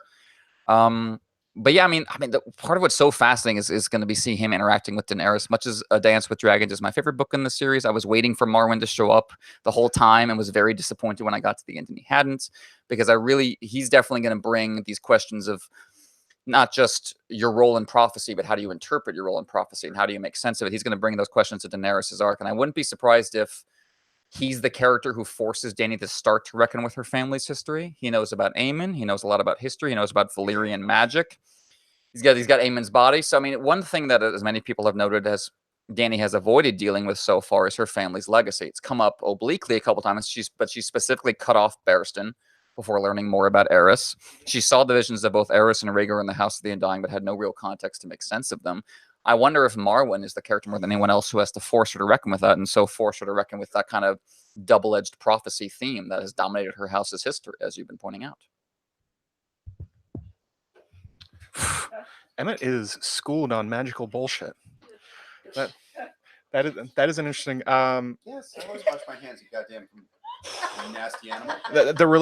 I think the relationship of prophecy and the Targaryens in these books is going to be is going to be really interesting, especially because we learned from Martin tonight that he really wants you to think about the 3 different sources we're getting. We're talking about the Maesters, the Septons, and Mushroom. It's very, very unlikely any information we get from the Maesters and the Septons about this kind of magical bullshit will be true, because they're going to want to downplay it. Mushroom is probably the source where we're going to want to look for, because he's unlikely to suppress it. Guys, I'll intercept this. I have something so important to say. It's not that important. It's kind of important. So Lectrode in the chat just said that they think Rhaegar and Lyanna were the last ones to have sign importance, which I do agree. Well, I kind of agree. So hold on, we're going to get there. Electrode says Lyanna passed it off to Ned before she died, and Ned was supposed to give it to Jon. I don't agree. Anthony Policcio also says, Jeff, wash your hands. And so I digress. Hey. I digress. Also, at least wash your whole arm, says Travis Mullihan. But anyways, so I digress. Like, I love that idea from Electrode, right? Like that Rhaegar and Lyanna had it, but I don't agree. I think at least Rhaegar had it. Maybe Rhaegar and Lyanna had it, and it's definitely in the ruins of Summerhall where Rhaegar used to go and play his harp, because that's what that bitch was reading in the ruins of Summerhall while he played his harp, looking like a real emo bitch. That's probably true. Is there a POV we can get near Summerhall, or is someone going to have to make that journey? Ariel Hota. That's Starfall, buddy. Oh, okay. Matt brings up the possibility that we'll just see Summerhall area through Dunk and Egg, but is there anyone in the present day who can go to the ruins? Plausibly, a POV? I mean, Bran is always the go-to here because Bran can obviously travel through space and time, so he's very convenient that way. Ariane's in the Stormlands, but she's aiming towards storms. Yeah, she's in the wrong direction though as part of the Stormlands. She gonna blow up. We're not exactly optimistic on the fate of the Martells other than Eliana here. Well, now that that's a fair point. Has made that amazing map, we have to love Dorne. I mean, we all love I'm trying. I would like everyone to know that I'm trying so hard to care about Rhaegar right now. I'm talking about Summerhall like I care about Rhaegar in the least. When he's like, Rhaegar's like, oh, the front man of that band I liked when I was 14. Are you not dating Lyanna Stark? Okay, well, she's a fictional character. So Lewis Robertson, actually, we've got a couple really good ideas. Raggedy says Arya possibly, which is a great point. She is coming. It's literally just. Can we do one thing at a time, or do you want to run your own live stream, Jeff? Anyways, right? That's what I'm trying to get to. All right, so let's start from the beginning here. Lewis actually had a great thought. He said, I think Bran is most likely seeing past Summerhall, which I would love to see a vision of that. But we also see from Painkiller Jane that says John Connington is the closest to Summerhall, and he's a huge Rhaegar fan, and it wouldn't surprise me if maybe he possibly got that, right? Like if he possibly took that. Emmett, do you have thoughts? It sounds like you have thoughts because you're getting right here by me with your Lyanna shirt on. Take the floor. No, those are both very good ideas. I would love like Bran to see a vision of Summerhall and not realize what he's looking at, but have enough cues for the audience to realize. Like he's just like, oh, what's this random person? And suddenly there's fire. But then we have a little bits to know that, oh, that's Dunk, that's Egg, that's everyone involved, that's baby Rhaegar right there. That'd be great. John Connington has a certain tug to it because he's got the Rhaegar fandom going on. He's got the lost love element. It would be true, but it would be so like him to like, guys, we have to stop the war. Golden Company, sit right you where. I have to take like a 3-day trip to where my boyfriend was born and is sad about, just so I can stare off a window. Because that's classic John. Dude, and is that not why we love you for Chloe? You're talking about me as Rhaegar? I'm not nearly pretty enough to be Rhaegar. I'm Edmure. All men know this. Connington probably does not know anything about Summerhall because from this POV we know he was not read into anything Rhaegar was talking about mystically because he doesn't think about any of it. So he knows that. I think actually the better source. I was listening to Radio Westeros today because they're so smart. They were talking about Lem Lemoncloak. Lem would probably know the most. If you actually take a little moment and check out the newest Girls Gone Canon Patreon. Oh, you went back into Radio Westeros history. I was listening to him today. Gem. They all are. If he's actually Richard Lonmouth, then he might know more than just about anybody. Because Connington has displayed through his own POV that he really doesn't know anything about the prince that was promised or the dragon with 3 heads. He's really just thinking about Connington and he's really thinking about Rhaegar in terms of his silver prince. That's not how Lem is set up in text. As far as the personal. You have thoughts? It's not really about this. Frank called me out on Twitter, and that while we're talking about lemons, I just want to give a shout out to this really horrible ship called Lemon Poppy that ships Sansa and Stannis. That's it. That's Emmett's favorite ship. Oh, is it? No, I don't. I would not ship Stannis on my worst enemy. I love Stannis, but the notion of sleeping with Stannis is a nightmare. Like just this grimace, like 3 centimeters above your face the entire time, and like his eyebrow twitches slightly when he comes. Like no one needs that. I think you're gonna say that Stannis starfishes. I mean, also yes. Angels, depending on how you. We might have had a mini. Also yes. That's all. What are your thoughts, Chloe? We have this person who listens to both Girls Gone Canon and NotACast and a bunch of other podcasts of the fandom named. Girls Gone Canon, obviously. Okay, hold on. We have to do a house moment. All right, on the count of 3, we're all gonna raise our hands and say the best podcast. 1, 2, 3. Lady Guinevere, wait. Oh, well, yeah. Radio Westeros. How does that work? Anyways, so what I'm saying is we have a friend named Saren at AEGENKA, Agenka, and she actually. You guys, this is very. Do you see me and Emmett? We're parenting the room. That's not going well. It's not going well. I mean, you love her too. That's not true. Hold on. Hi guys. Hey. We're literally live. Okay. Anyways, so I digress. Anyways, so Agenka on Twitter ships the fuck out of Stanza. Okay, this is really important content. Like she just wants Stannis and Sansa to fuck. And as soon as a lyric start came out with Good Queen Sansa in that little excerpt from Fire and Blood, I mean, it was canonized. I'll give her that. So Stanza might be canon. It might be canon. Lewis Robertson was going to say that Chloe and Emmett are the mom and dad of the room, and Chloe got there first. Yes, I did, because I'm the mom. That's the point. Yes. Yeah, thank you. Craig Mulvey wants to know where Jeff went. No one knows. Honestly, I'm not gonna say woof again, Jeff. Fuck you, Jeff. God. Take your stupid podcast back. Okay. How are you all doing? Hi. We're such a dysfunctional family, and I was the cutest. Best part is that you're not a part of it. Yeah. Well, we have chicken nuggets back here. True. The main highlight is the chicken nuggets here. Chloe, what part are you reading now? I don't know. I'm just kind of moving the pages because you're all really mean. No, that sounds about right. We're only mean to Jeff. We love you. People want to hear from you. Oh, all right. Hi. I mean, pretty much. People will pay for it. I pay for it. I will literally pull money out for you to talk to me. What is the popular saying? True. I mean, obviously, yeah, a lot of the Sons of the Dragon stuff is going to be pretty familiar. We read it. A lot of the Aegon's Conquest is going to be pretty familiar as we read it. I'm curious about what we don't find out in this. I definitely think we're going to have hints. Well, do I have some things for you to talk about? Really? What are we going to not find out, Chloe? Anything Could we possibly stop? No. We will never stop. First off. Second off, there will be literally no Dane crap in this book. Like 99% sure we will get no Dane hints in this book. Any arguments from the room? Matt? We're not getting shit about this. Chloe just said we're not getting anything from the Danes. I'm kind of worried about Chloe, guys. That's like me going, the people on Reddit are right. You're on, doesn't matter. No offense to Reddit. Some offense to Reddit. Some offense. Lots of offense to Reddit. Oh, yeah. Diana, well, not in this book. Talk about the Danes. What? We got some. I am curious that George has said there's going to be more Bolton information in Fire and Blood Volume 1.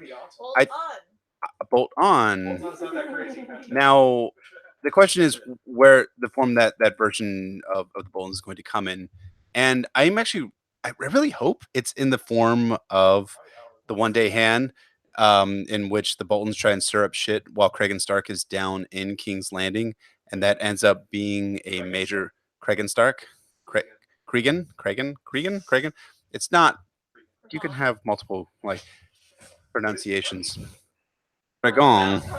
It's pronounced Cregan Stark.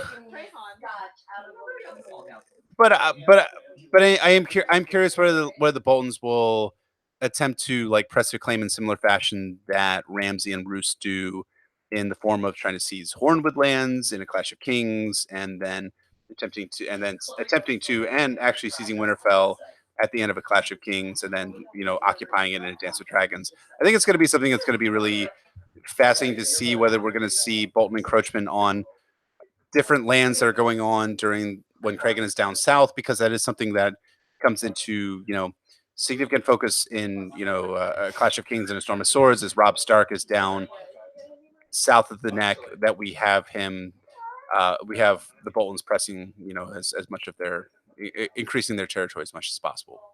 Yeah, the Boltons are a difficult world building element to include because the more you have in the history of the Boltons always fucking with the Starks, that leads you back to the same old question people have been asking ever since the first book came out, which is why is Robb trusting Roose as much as he is, given what an obvious supervillain Roose is? So that's a tough balance I think George has to kind of weigh with. Like, I always like that he introduced Delmark Bolton as a sign that not all the Boltons are complete monsters, which is important for understanding why the Starks have allowed them to remain alive as long as they have. So maybe we'll get a little more complexity in that regard. I mean, I love the Boltons as pure like fantasy villains with the bone armor and the endless blood and the monstrosity and the pale eyes. All that stuff is great. But it is politically a little head-turning, so I am very curious to read those bits and how Martin manages that, because I got to imagine that's a wall he's come up against once or twice. Do you want to give a plug to Incorrect AFLAF? They just joined the stream, and a couple hundred members, they make Jojen paste. Oh my god, Incorrect Aswaf, as you may know from Twitter, is only a couple hundred followers away from making Jojen paste for us all. So if you want to eat small, solemn human beings, and who among us does Leave not? my son alone! If you want to eat Jojen Reed, the least interesting character in A Song of Ice and Fire, please support Incorrect Aswaf on Twitter for cannibalism's sake. Chloe? Leave my son alone, but also support them. No one cares about Jojen Reed. Jeff? I mean, when he's right, he's right. When he wrong, he's wrong. Who even is Jojen? All right, guys. So So he's alive. That's At least Quentin explicitly died. Did he though? Yes. Did he though? What about Leather lighting up? Did he though? Oh my god, Leather. Everyone, you're about to watch a breakup happen on screen. No, you're not. You're really not. Jojen Reed, though, pure soul, small grandfather, spelled SMOL. They, I think, want the mic back. He's from. Got it, buddy. all right, so as we start to wrap up this live stream, we really appreciate everyone coming by. We wanted to talk briefly about final parting thoughts, in which we were going to tell you all that we thank you for listening and all that sort of bullshit. But we appreciate everyone. Seriously, we do appreciate everyone for tuning in. We as the NotACast podcast progresses forward, our plan for Emmett and I is to do one of these once a quarter, in which you get to see all of our fuck ups and our things that are once a quarter. Wait, per fiscal year or Per fiscal year. Per fiscal year. Per calendar year too, for that matter. Goddamn, how is that even a matter? Once a quarter, it means every 3 months. Every 3 months. Is it a fiscal year or is it a calendar year? I don't know. You're the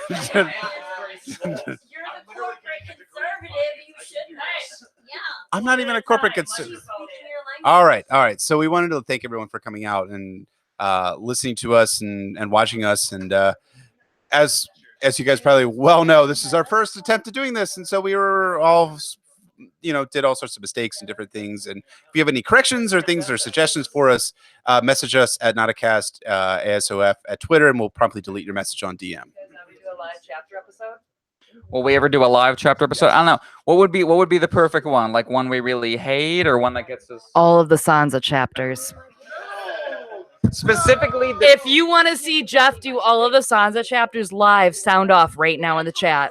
If you want to see us do the Sansa chapter where she gets a dress live in the Storm of Swords, Jeff's favorite chapter in the entire series. Or the Sansa chapter where she gets her period. True, that's going to make Jeff really uncomfortable. I can't wait. Jeff, what are your thoughts? No. Okay. And with that. So thank you everyone for joining us. I will pass the camera around real quick.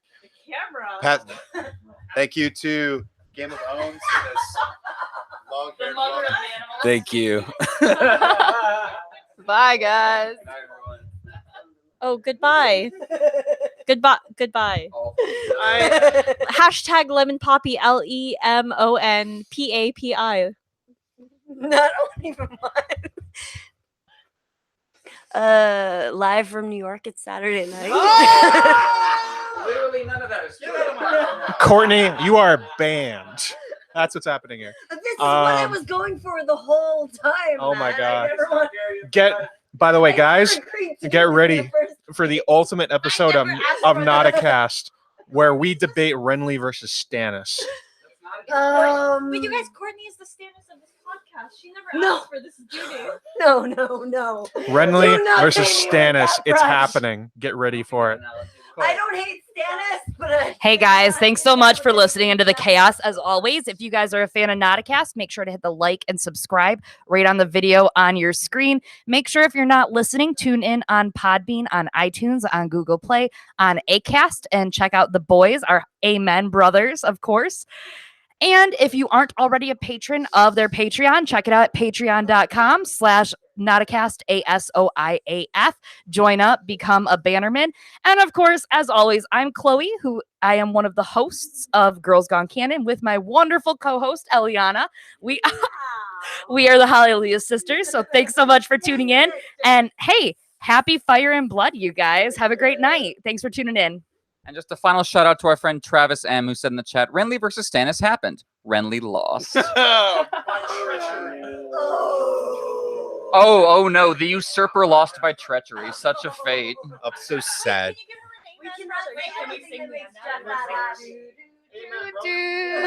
Oh, you do.